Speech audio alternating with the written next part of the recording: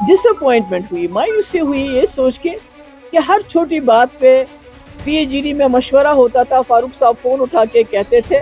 तो आज उन्होंने इतना बड़ा फैसला किया, आज उन्होंने इतनी बड़ी बात कह दी कि PDP जो है वो अलायंस में कहीं नहीं है।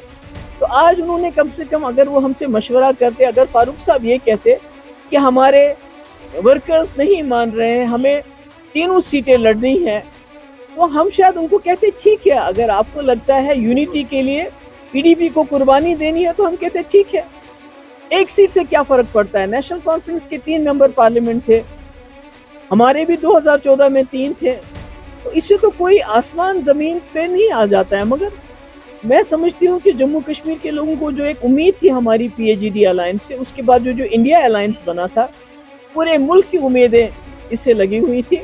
तो कहीं ना कहीं जो आज नेशनल कॉन्फ्रेंस का फैसला कहीं पिछले 1-1.5 महीने से आ रहा है, तो उसको बहुत बड़ा धचका लगा है कश्मीर के लोगों को, जम्मू के लोगों को। कहीं ना कहीं एक जो आखिरी उम्मीद थी, जो काम जो BJP की सरकार नहीं कर सकी, वो बदकिस्मती से आज PAGD के अपने मेंबर्स ने किया।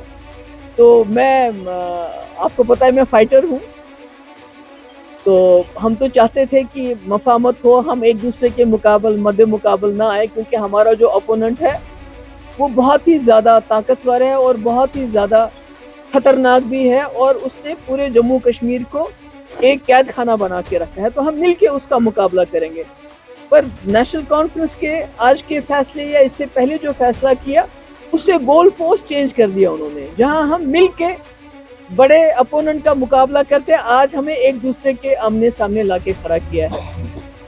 तो इसमें मैं यही कहना चाहूंगी कि PDP में भी down, but we are not out. आपको पता है कि हमने यहाँ नेशनल कॉन्फ्रेंस के पास भी एक वक्त में 65 सीटें होती थी, मगर लोगों ने फैसला किया नहीं, अब 65 सीटें नहीं देनी है, 16 देनी है। इसी तरह लोगों ने हमें एक बार 3 पार्लियामेंट सीटें दी, उसके बाद फैसला किया नहीं, अब एक भी नहीं देंगे। तो मैं समझती हूँ अब हम लोगों के सामने जाएंगे, उनके पास अपना केस रखेंगे, क्योंकि जम्मू कश्मीर की दिल्ली के पार्लियामेंट में आवाज़ पहुँचाना बहुत ज़रूरी है। इस आवाज़ पे नज़रें खाली जम्मू कश्मीर की नहीं, बल्कि 20-22 करोड़ मुसलमानों की भी लगी हैं, जिनके घर तोड़े जा रहे हैं, जहां मस्जिदें तोड़ी जा रही हैं, और 80 करोड़ उन हिंदुओं की भी है जो गांधी के हिंदुस्तान में यकीन रखते हैं, जो नहीं चाहते हैं हिंदू मुस्लिम का झगड़ा हो। तो इसलिए हमने आज फैसला किया है कि हम जो हमारे इंडिया अलायंस में है, कांग्रेस पार्टी के साथ भी मशवरा करके, क्योंकि हम कोई एक तरफा फैसला नहीं करना चाहते हैं, हम उनके साथ भी मशवरा करके जो आज नेशनल कॉन्फ्रेंस की तरफ से फैसला आया है, इसका जो है आपस में भी बैठ के, और इसमें कांग्रेस को भी कॉन्फिडेंस में लेके जल्दी ही हम आपके सामने अपना फैसला लेके आएंगे। और मतलब तकलीफ तो होती है, जिस चीज़ को आपने 5 साल तक संभाल के रखा, संजो के रखा, कि एक यूनिटी दिखाई, आज उस यूनिटी को तितर बितर होते हुए बहुत तकलीफ होती है, बहुत अफसोस होता है। क्योंकि हमें तो वो जो कैदी में हमारे नौजवान हैं उनके लिए लड़ना चाहिए, हमारे बच्चों के पासपोर्ट बंद होते हैं उसके लिए लड़ना चाहिए, हमारे नौजवानों के पेपर्स लीक होते हैं, उनके साथ नौकरियां नहीं मिलती, उसके लिए लड़ना चाहिए था। जम्मू कश्मीर के तशक्कुस के लिए हमें मिलके लड़ना चाहिए था। मगर आज हम सीटों के बंटवारे पे इस तरह अलग हो गए, हमने सब कुछ तहस नहस कर दिया जो 5 साल हमने बना के रखा था।